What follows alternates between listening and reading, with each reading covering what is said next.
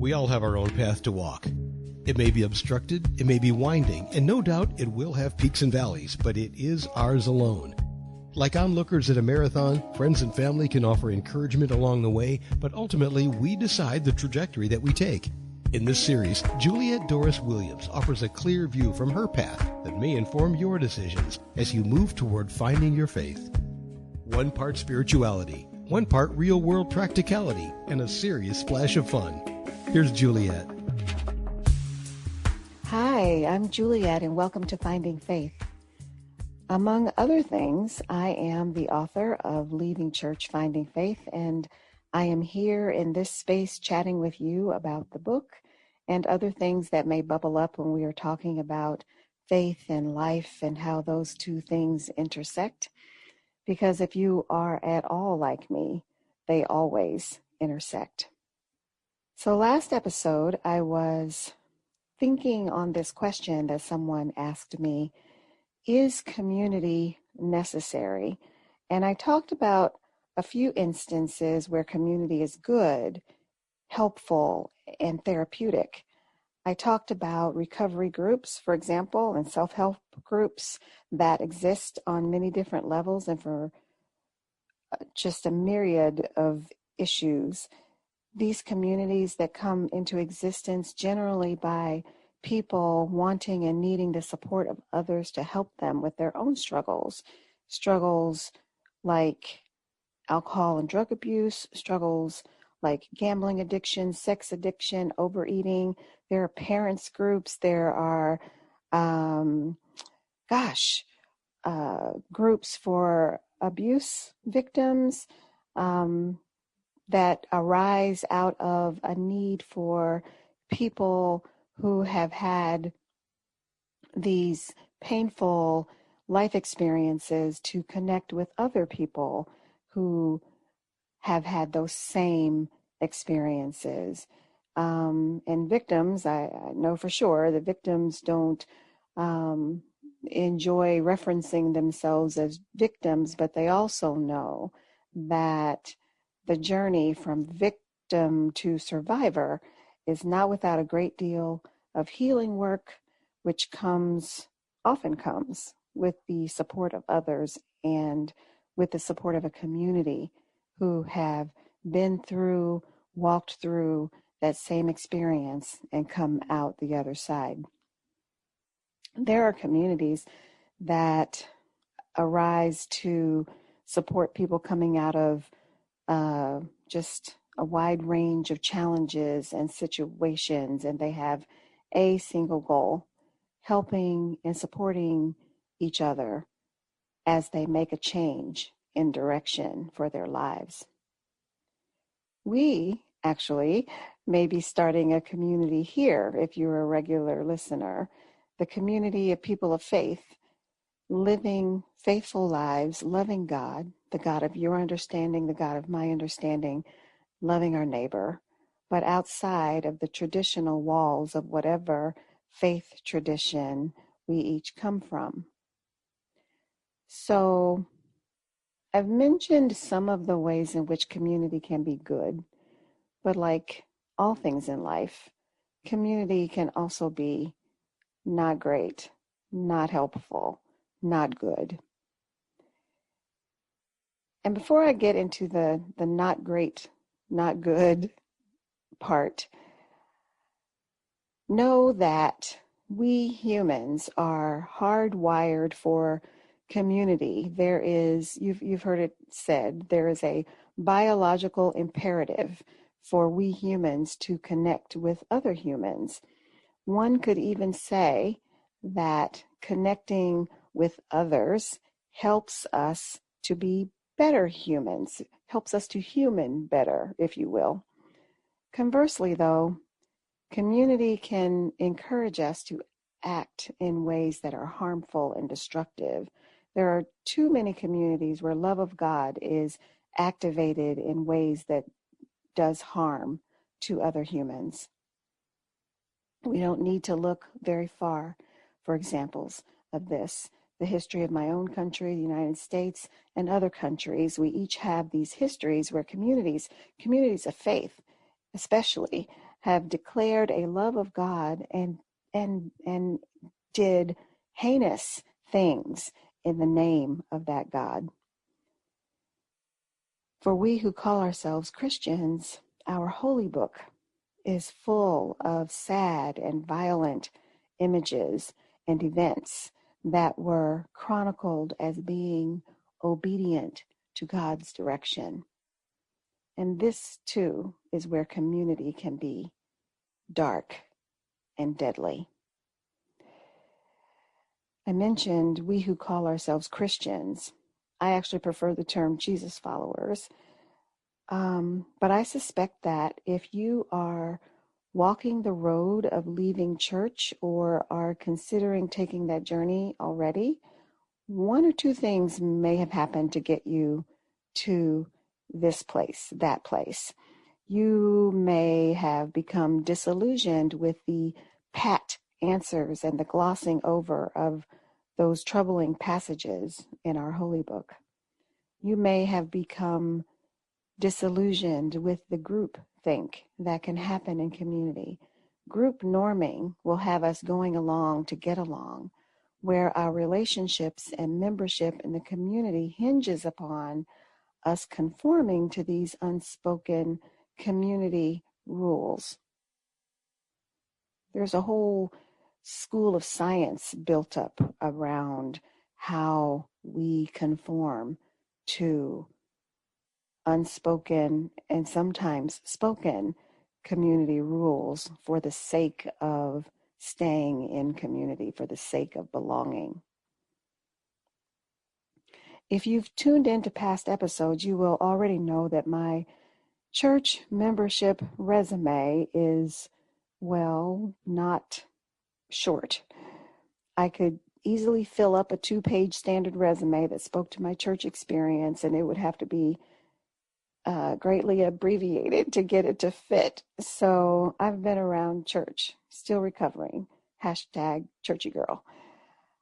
I can remember a number of times when I asked what seemed to me to be a relevant question, one of the many whys, air quote, around why, that I was considering, generally having to do with if the Bible says this, but the church does that, why do we do that? And of course, the more I paid attention to what was written about Jesus, the more whys I had. Yet, for the longest time, and through many a church experience I went along, I managed to maneuver around. I gave people a pass. I loved God and loved people because that was the greater good. I did that for a lot of years until loving God and loving people meant that I couldn't stay where I was, that I had to love God and love people in a bigger, more expansive way. I also had to remember the other part of that direction, which was to love people, my neighbors, as I loved myself. And shining the love beam on myself was pretty radical, but also radical was to realize that I needed to love in a way that was not limited to the box of that community or this community or another community that had a different label, but the same expectation and the same community norms. I reached a point where I could no longer gear up for membership in those spaces and still love myself. Like I said, community can be good. And sometimes community can be not so good. Healing communities, therapeutic healing communities are generally considered to be on the good side of things. And community can be not great if belonging in it requires you to conform in ways that are unloving, judgmental, divisive. If conforming separates you from yourself rather than supporting you in living into what is uniquely and truly you. Our holy book says that we are fearfully and wonderfully made, yet many of us become Stepford Christians in order to maintain connection in community. We fail to challenge ourselves to see community in a way that is different from what we are experiencing in our own unique community space. Right now, I'm thinking about women in the church. Some church communities do not permit women to preach, teach, or have leadership roles. Some church communities do not allow members of the LGBTQ plus community to be in leadership roles. Some church communities have group rules surrounding marriage and divorce and how these life experiences fit into the mix of the church. Some church communities have unspoken norming and forming around issues having to do with race. Some church communities consider fighting for social justice to be a thing to teach and preach against. I've had some good and not great church experiences, and I've had many opportunities to overlook and set aside things that troubled me. And yet, my final answer to the question, is community necessary? I'm going to say unequivocally and unapologetically that community is necessary. Why? Because we need community. We need our community. We need a community where we are loved and affirmed just the way we are. We need community that we trust to love us through when bad stuff happens. When life takes a turn, we need community to challenge us when our thinking needs challenged. And in these days and times, a lot of our assumptions need to be challenged. I should say that community needs to be safe for those challenges to happen. And that may be the missing ingredient. Communities have to be safe. Recently, I found myself in a political discussion with a friend of a friend. Now, normally I would say, don't ever do that. But our common friend, our mutual friend, was someone that I had deep love and deep respect for. And I was surprised, shocked even, to read this post by this friend of my friend. And so I asked the question, not necessarily to challenge, but in genuine interest in how he had arrived at the conclusion of the thing that he posted about. And that thing that he posted about isn't important here. What is important in this space, and to the point I am making, how he arrived at his conclusion. And while I vehemently disagreed with his conclusion, I could not argue with how he reached it. His experience, his own outreach to the people around him, people with different life experiences than him, led him to that conclusion.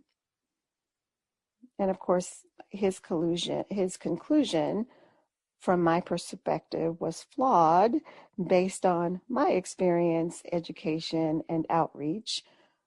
And I could only take his word that he had done his own evaluation of his position, just as he said. My point about all of this is that community, human connection, can be what Stephen Covey references as iron sharpening iron. And when we connect with each other in a genuine, unmasked, curious, and open-hearted way, it is my belief that we can elevate each other, that we can deepen our understanding, we can love each other in a radical, unconditional way. Now, I wasn't about to have an iron sharpens iron experience with a friend of my friend. There's a level of intimacy and trust that needed to be built, needed to be earned first, but we are still connected, so there's hope for more dialogue. And this is what happens in healing community, that we connect in ways that are genuine, curious, open-hearted, and non-judgmental. For it is only in that space where true community lives. My wish for all of us is that we find true community. And maybe, just maybe, you and I are called to be one. For in my holy book it says, where two or more are gathered. That's all for now. Catch you next time. This is Finding Faith.